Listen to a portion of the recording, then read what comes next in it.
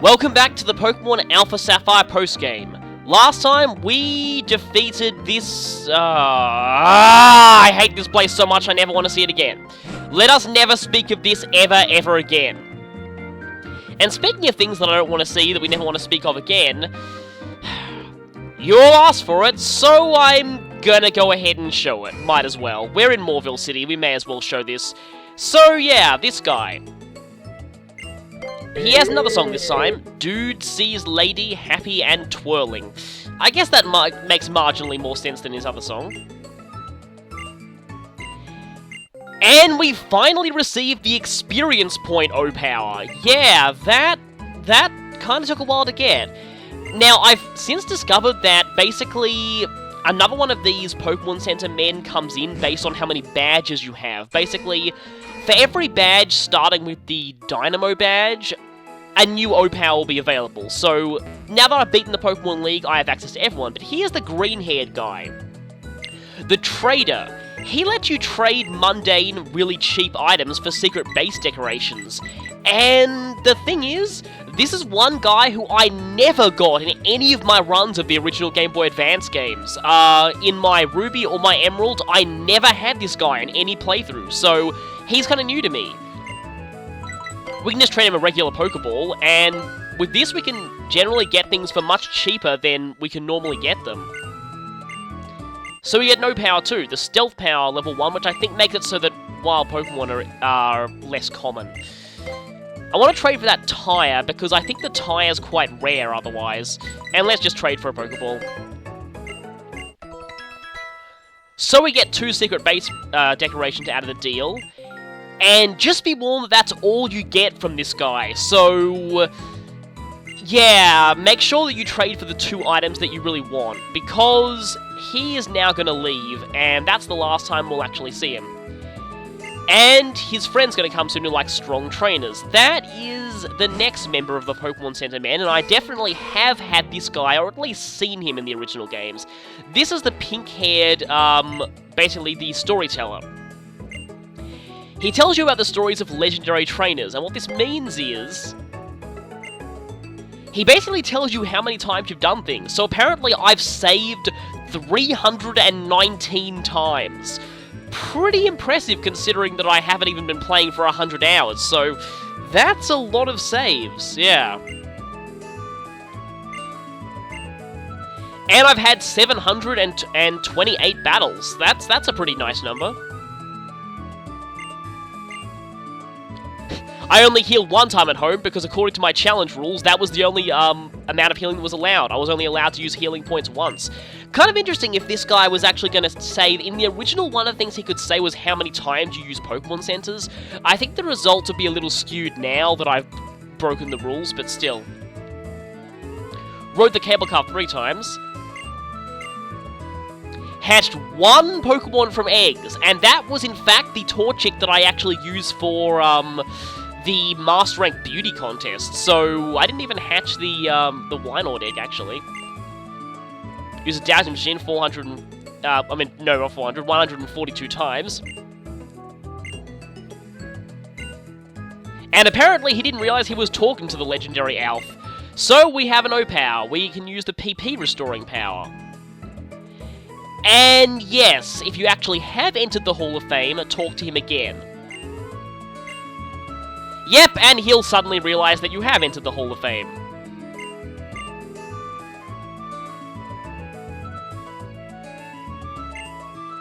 And no O-Power for that, interestingly, but I believe that is the last one. Let's see. Yes, that was the last one. If no further Pokemon Center men are appearing, then that means that you have to go to Moorville Hills for the final part of this quest, and...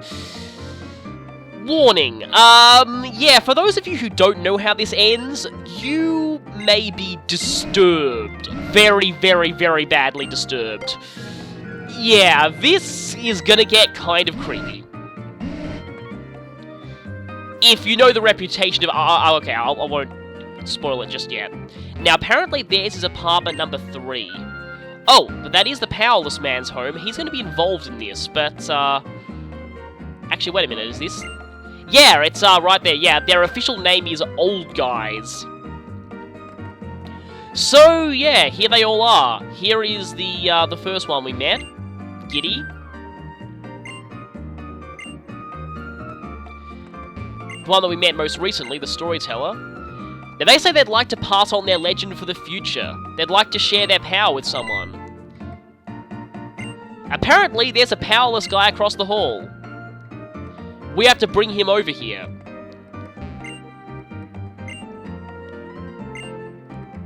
So, yeah, these people are all just saying things they'd like to contribute their power to someone.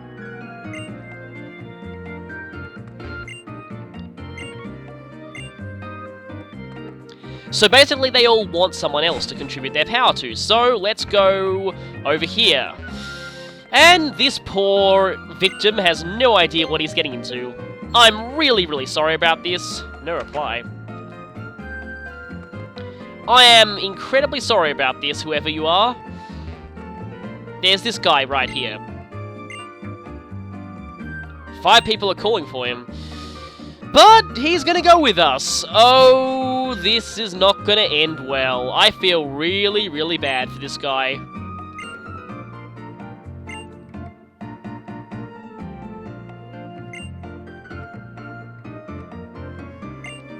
The Bard am I. English speak I fluently. This is starting to get slightly creepy.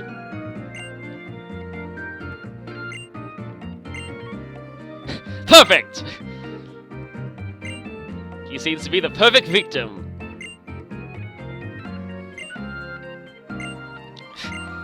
Yeah, I don't think these are even people, honestly.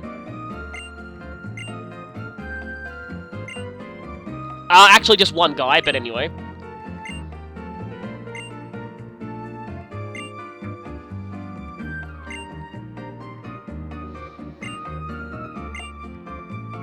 And you'll become someone with a reputation among fans, let's just say.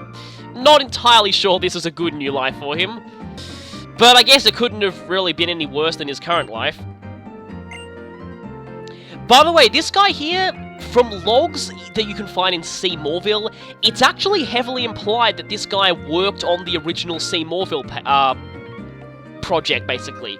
There's a whole log in there that talks about someone who had to fire his own employees and basically ends the log saying, "I'm a man with no power." It's heavily implied it's this guy and that he heavily regrets his past decisions, and there are some pretty disturbing implications as well, that he basically has really no will to live left. He doesn't have to do anything.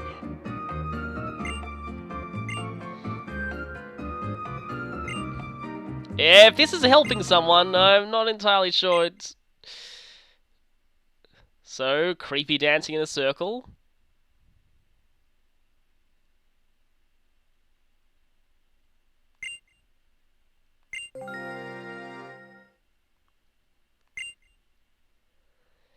One of them's gone.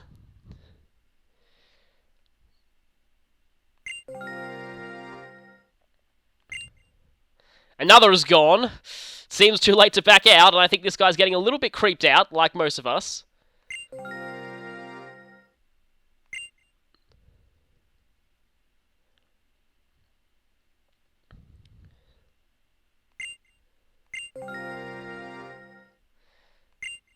Oh, this is getting creepy. Oh, he'll become a legend, alright.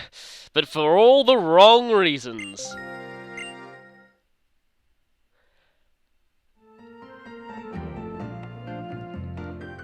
Yep! This, right here, is who you think it is.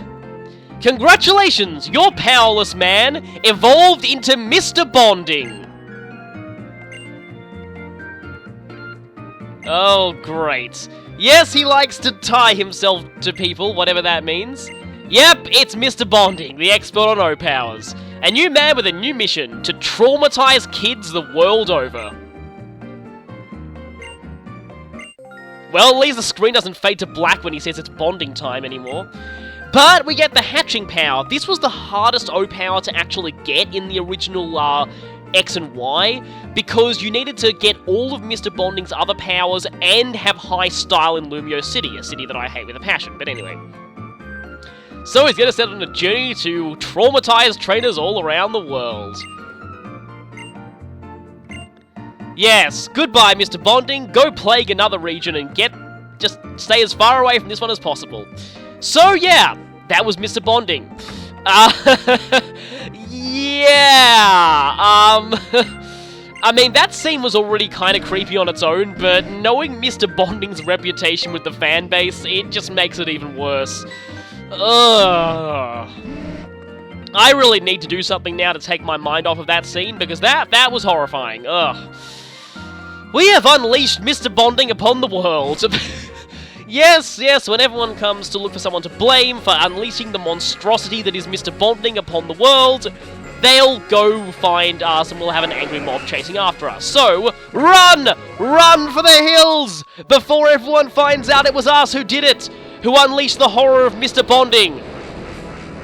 Anyway, though, I just realized I still haven't shown flying on Last House at Night, but anyway. Our destination here is the Battle Resort.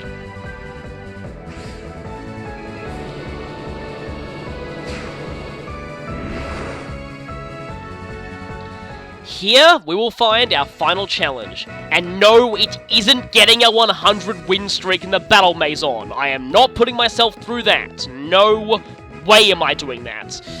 I did get up to 70 once with my Speed Boost Blaziken, but anyway. We have to go inside the Battle Maison. Because this is interesting, actually. The area nav is actually telling us that there's a rematchable trainer here, and in fact, it is Wally. The team it shows there is not exactly the one we'll be seeing, though, let's just say. Teams on the trainer's eyes don't update until you actually rematch the trainer. So, yes, I didn't realize this at all. Wally actually does show up as a rematchable trainer on trainer's eyes. I believe, yes, he was like that in Emerald as well, I think, so that's actually kind of cool. So, the first Pokemon I ever caught, my Pokemon and I have grown stronger together, and oh boy, have they grown stronger. This battle is going to be epic, I'll just say. So, I'm wondering who to lead with here, because he does use quite a lot of very, very strong Pokemon. I kind of want to lead with Bone Flute here. I know that my whole team's definitely going to have to pull their weight here, because this, yeah, is a very tough fight. Especially seeing as, yeah, I am vastly underleveled for this battle, but I don't really care. I want this to be a challenge. And I just realized that I really need to save Tuber until later, because Wally has a certain Pokemon that's going to be very hard to take down without him. Although then again, I could use Dazzling Gleam. Or Trumpeter, actually. So, you know what? I'm going to go with this setup. So, going to save here. And it's time for Wally's final battle.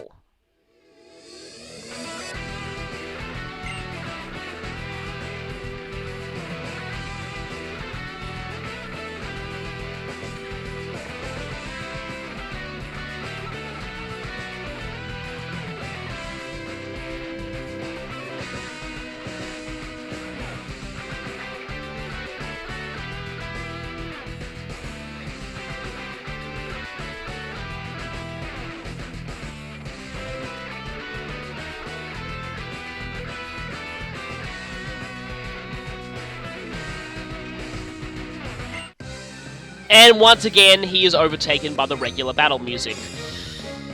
Yeah. Really, I wish there was some way you could actually replace his battle theme with, yeah, his old one, but anyway. I had a feeling that he'd be leading with Roserade. Yes, he does keep Roserade in his team, and it's level 79. Yeah, his lowest level is as high as the champion's highest level. This, yeah. Wally is not messing around this time. I'll try going for Rock Polish here, actually. Leech Seed. I was worried that it would do something like Leaf Storm. Thankfully, I'm not weak to Grass, so that shouldn't be too bad, but Leech Seed is a very, very annoying move. Especially with nothing much to, kind of boost my own attack, because Roserade does have pathetic physical defense, so let's see how much X-Scissor does. Really? Well, at least it can't Toxic me or anything. Shadow Ball, though. Yeah, this Roserade, Wally's movesets are kind of better all around. Although, really, I think this Roserade has a really weird moveset. I think it has something like Petal Blizzard or something. Like, seriously, using physical Roserade, I mean, I know that Roserade gets Swords Dance, and it can run a kind of a gimmick physical set with that, but without Swords Dance, its physical attacking is just pathetic, so, yeah. But Roserade's gone down now. Unfortunately, I am Leech Seeded and Toxic, not Toxic, regular Poison, so I'm going to have to switch out soon, actually. Either that or use a Full Restore, but kind of feels a bit cheap to use Full Restores against him. Azumarill. Okay, I forgot about Azumarill, and I forgot about how bad it is for this team, especially seeing as Tuba has literally nothing that is not resisted by this thing. Okay, I'm scared now. In fact, this thing probably has Aqua Jet now that I think about it, so I'm probably even more scared. And I'm just going to see if I can go for Rock Blast. It does have Aqua Jet! Yeah, think about Wally here. His movesets are pretty much competitive level for the most part, so Wally is very, very good, and I'm forced to send out Tuba here, which is very, very bad, because yeah, all my moves are resisted. Oh, you know, if I remembered the Azumarill, I probably should have taught Tuba... Yeah, sort of taught Tuba Poison Fang, because that would have been very effective with Tuba's, Mega Evolution's Strong Jaw ability. Because... Okay, good. At least Play Rough does miss occasionally, which is good. Very, very good sometimes, but... At least I'm doing a... I had a feeling that was a critical hit. Unfortunately, Tuba is definitely gone, because that's a huge power-boosted Play Rough. Azumarill is, yeah, ridiculously strong. It's just a bit slow, and, its stats are kind of frail. It really relies on its ability. Should I go with Trumpeter? I'm going to go in with Trumpeter, actually. Trumpeter does need a bit more experience. To Mega or not to Mega? You know what? Actually, maybe I'm not going to Mega just yet, just in case I need a Mega later on. Yep, Energy Ball and Azumarill goes down. Good thing about huge power is it means that they can't use Sap Sipper, which means that they still are weak to Grass. And Talonflame. This is going to be very, very annoying because this is a Gale Wings Talonflame. Yep, an actual Gale Wings Talonflame on an in-game trainer. And because of that, I actually don't think Sucker Punch is going to work on it, because unless it's really stupid and doesn't go for Brave Bird, I think if you use Sucker Punch against another priority move, then... I mean, I would say there's no harm in trying, but there really is harm in trying and failing, so... but if I go for Sucker Punch and it does go for, like, Flare Blitz or something, I'm going to try it. Okay, I went for Tailwind. Yeah, Gale Wings Tailwind Talonflame. This is really tough, actually. And yes, it did go for Brave Bird, so, yeah. Probably should have actually saved... I probably shouldn't have led with this pair, actually. Oh, and it has Life Orb, by the way! Yeah, this guy uses a Life Orb Gale Wings Talonflame. Of course, the good news is that Talonflame is incredibly frail, and tends to go down... Sucker Punch is not going to work, though. I really can't see much except to... Yeah, sorry, Clarinet, but better you go down than Trumpeter gets Brave Birded, because I might need Trumpeter later in the fight. But yes, the thing about Talonflame is it tends to knock itself out very, very quickly, especially if it has Life Orb. So, gonna go with Trumpeter again. Oh, Magnezone. I still have Focus Blast, don't I? And yes, this Magnezone has an air balloon, so no earthquaking it. At least until you've hit it once. Now, I'm gonna actually go for Mega. So, Trumpet Sound, Alpha Awakening! Just because Sceptile is, Trumpeter is on his own here, so I might not actually, I might actually need the power, so... Speaking of needing something, I really need Focus Blast to not miss. Thank you, Focus Blast! Yes, it has Sturdy. It is kind of weird, though, because almost all in-game Oh, yeah! I didn't plan for that at all, but that was amazing! Yeah! Lightning Rod is actually a pretty cool ability on Sceptile because it prevents you from being Thunder Wave. That is very nice to know. Yeah, AI trainers don't seem to be aware of abilities like Flash Fire, Volt Absorb, at least the first time you use them. I think they catch on when they fall for it once, but usually the AI doesn't really take abilities like that into account most of the time. But, yes, Wally has a Garchomp. Interestingly, he has a female Garchomp. But, yeah, Wally has a Garchomp, and this is why I was kind of worried. But let's see if I'm faster and can Dragon Pulse it, because, yeah, hopefully Mega Sceptile Dragon Pulse is enough to take this thing out. I'm pretty sure this thing has a Yachi Berry, so Dragon-type moves are the best way to go. And finally, his Team Ace Gallade, and it's certainly got a lot better. At level 81, this Gallade is the single strongest Pokemon in this entire game. Yeah, it's pretty much, is it equal level to Red's Pikachu? I haven't played Johto games in a long time, so I forget if it's equal to Red's Pikachu. I'll need to look that up. But I know that Barry in Platinum actually did overtake, I think, Red and have like level 88 is his highest or something. But I mean, Wally is still pretty insanely high level. The annoying thing though here is that it is going to Mega, and the Gallade has amazingly good special defense, so I'm going to go for Energy Ball just because there's a chance of dropping special defense. Anyway, one final Mega Evolution from Wally. Mega Gallade comes out again. And this time, Egil is not actually fighting him.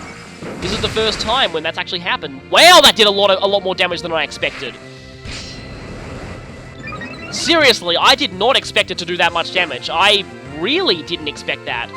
Well, I would say let's finish it with a Leaf Storm, but Leaf Storm could miss, and I don't want to run that risk with it using Swords Dance, so let's go for a Dragon Pulse.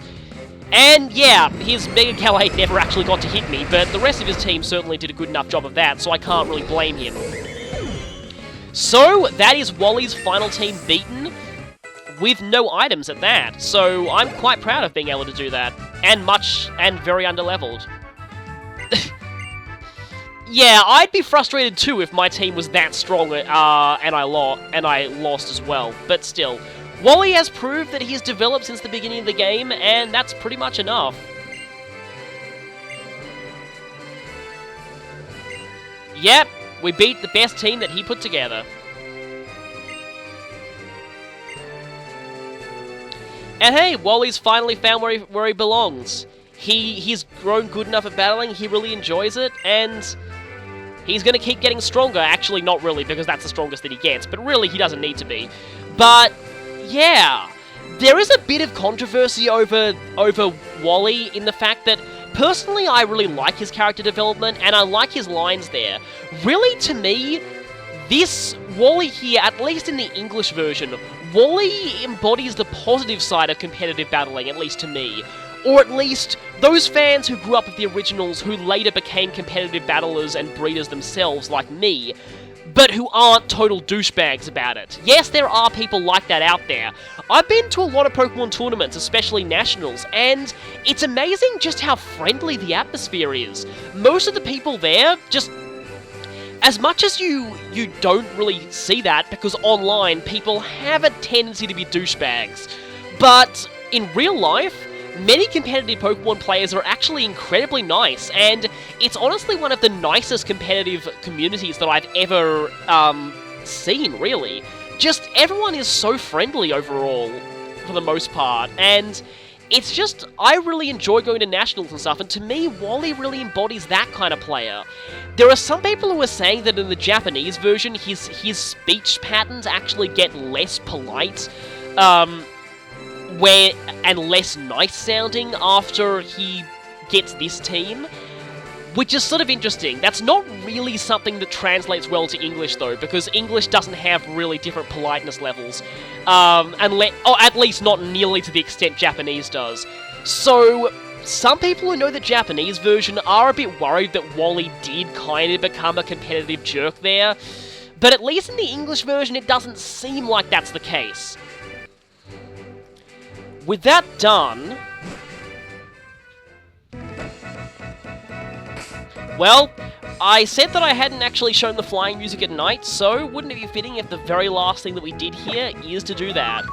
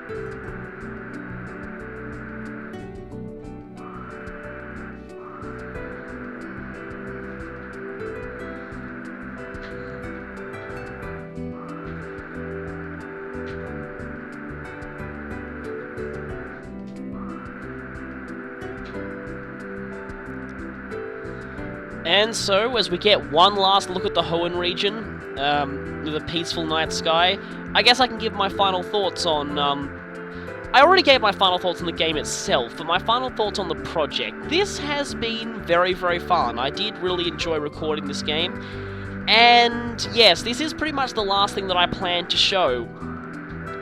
Now, yeah, basically at this point, I'm pretty sure the only things I haven't shown are the remaining legendary fights, which, again, let's be honest, you really want to see me they're pretty much just the same process over and over again, really. And you could easily find other videos of them. And really the only other thing I can think of off the top of my head is getting the other starter that we get from the Professor, but we need to beat the Elite Four again for that. But anyway, this has been very fun. Playing through the game with these rules was interesting. It wasn't quite as challenging as I thought it would be, but it was still pretty cool, and there were a few times when it did get quite intense. So, for those keeping score, I believe that I lost, I lost once to May, and then I lost a few times to Kyogre. I forget if it's 2 or 3 times that I lost to Kyogre, but those were my only losses of the run, so overall that's really not too bad. Again, yeah, this wasn't quite as challenging as I hoped it would be, but, you know, I mean, it was still kind of cool though, and I might like to revisit other Pokemon games playing by these rules. I still really don't like Nuzlocke death rules, but the encounter rules were kind of interesting. I do admit, getting an Abra early on, that kind of made the game a lot easier, especially considering that Alakazam is available so early in this region. But, you know, I mean, it was just pure chance that I managed to get an Abra as my first encounter in the Granite Cave, so I was going to use it, and turned out very, very well. Pretty much all my Pokemon did really well, actually. Trumpeter was pretty much as good as I'd expect from him, though I wish Sceptile had a better move pool in this game, at least just during the main story. Clarinet really excelled, though, seriously. Clarinet was much better than I thought. Airhorn was actually really good. She was the main source of bulk on the team. Bongo and Harmonica did great for the time being, although Harmonica had the annoying experience curve. And Tuber and Boneflute had a bad start, but ended up, again, my main physical tank and a pretty strong attacker, and Tuber did very well despite her low defenses.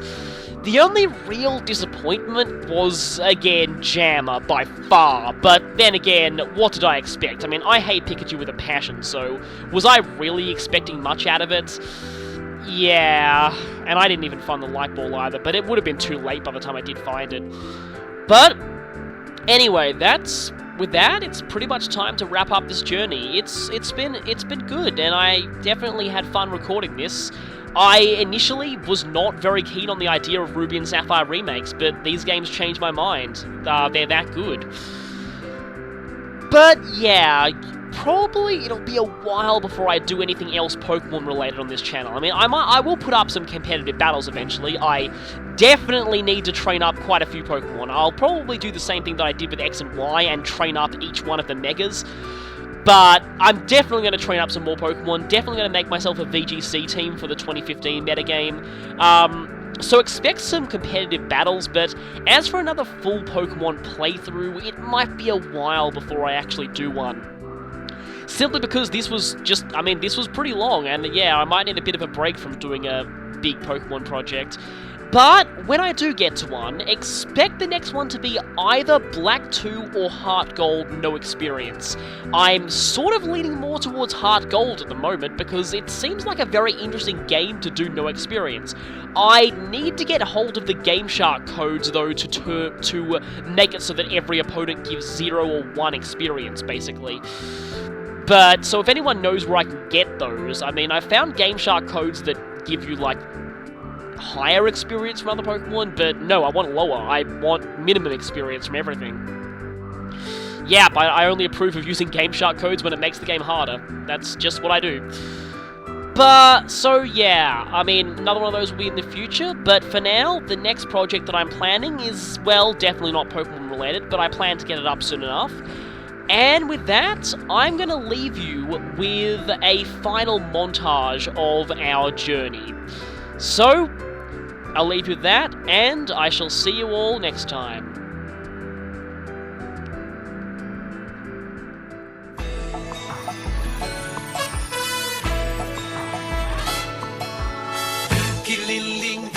はつらつ興味津々勢いよポケナビ持って準備完了先手必勝油断大敵やる気満々意気投合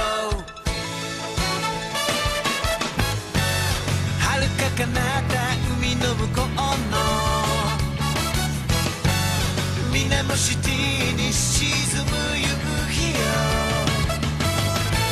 ダブルバトルで燃える明日マッハ自転車飛ばして進もうワクワクしたいよ僕らの夢は決して眠らない新しい街でときめく仲間探していくんだよ探していくんだよ勇気凛々元気はつらつ興味津々勢いよ